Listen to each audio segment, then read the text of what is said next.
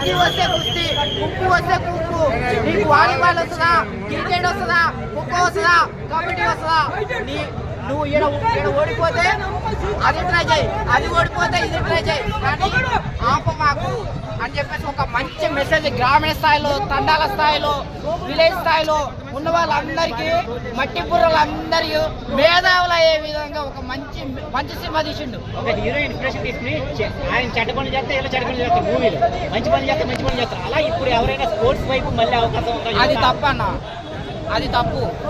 అల్లు అర్జున్ అలా దొంగతనం చేస్తుంటే అందరూ దొంగతనం చేశారు అన్న. భలేకున్నామన్న.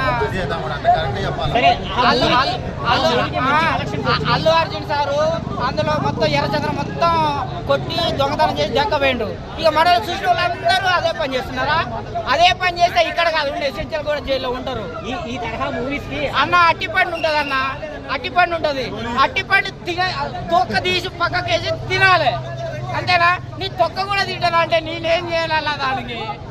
నేను అందులో చూసి అమ్మాయిని ఇందులో రేప్ చేస్తే నేను పోయి రేప్ చేస్తా, ఇందులో దొంగతనం చేస్తే నేను కూడా దొంగతనం చేస్తా అంటే గుద్ద మీద దాన్ని తలకాయ కింద పెట్టి కాళ్ళు బయట పెట్టి కొడితే బాగులు ఉండదు. చూసేవాళ్ళు నేను చెప్పలేదు దానికి. నాకు ఒక్కడికి నచ్చితే సరిపోదు, అందరికి నచ్చాలి. విన్నావా? అవునా కదా? నాకు ఒక్కడికి నచ్చకనే సరిపోదు, అందరికి నచ్చాలి. ప్రతి సినిమా మినిమం డిగ్రీ ఉండాలంట. ఈ సినిమా చూడడానికి ఏం అవసరం లేదు, ఎల్కేజీ ఉన్నా సరిపోతుందన్న. సందగా నువ్వు బడి ఆలు రాకుండా ఏం లేదు, ఏబిసిడీలో రాకుండా ఏం లేదు. నువ్వు కిల్లి నవ్వులుతున్నావా? ఈ కిల్లి నవ్వులు అందరూ పోయి చూడండి. ఫస్ట్ గలీలో ఉండి కిల్లి నవ్వులు వేసుకొని వచ్చే అమ్మాయి పోయే అమ్మాయి అది బాగుందిరా ఇది బాగుందిరా అది కాదు.